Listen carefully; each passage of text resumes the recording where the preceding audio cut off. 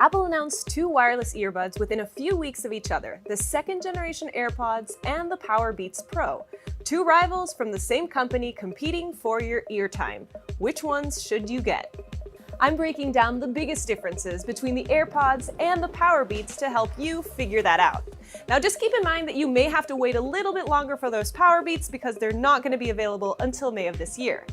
Let's start with design, the most obvious difference. The AirPods are sleek and functional, while the Powerbeats are sportier and clunkier, but with a more secure fit. If you're using them as everyday buds, the lighter feel of the AirPods might be ideal, but if you're going to be working out with them, the Powerbeats have the upper hand.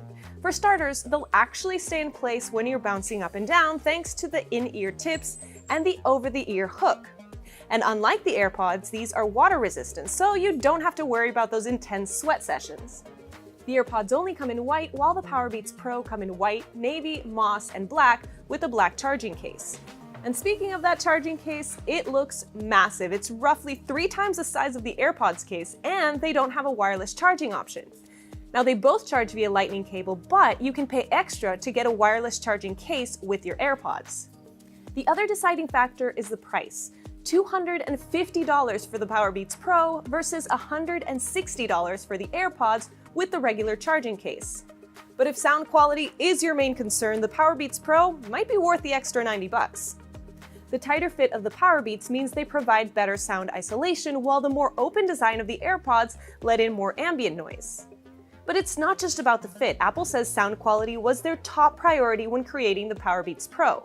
And CNET editor David Carnoy can attest. He says the Beats have a richer, cleaner sound and bigger bass than the AirPods. In terms of call quality, they both have multiple microphones and claim to be able to filter out ambient noise as you're making the call. Now, we haven't tested this out for ourselves, so we don't know which one is better than the other.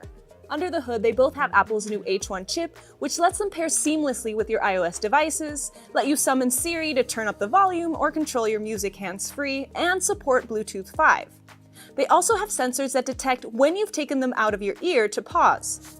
The AirPods have a double tap function that lets you play and pause songs or skip forward without reaching for your phone, while the Powerbeats have physical buttons that let you control your music and adjust the volume. They also work with non-iOS devices, but you'll lose some of the pairing features and you don't get that hands-free voice assistant. If you factor in the charge on the actual buds, plus the extra charge in the case, you'll get about 24 hours of listening time from both.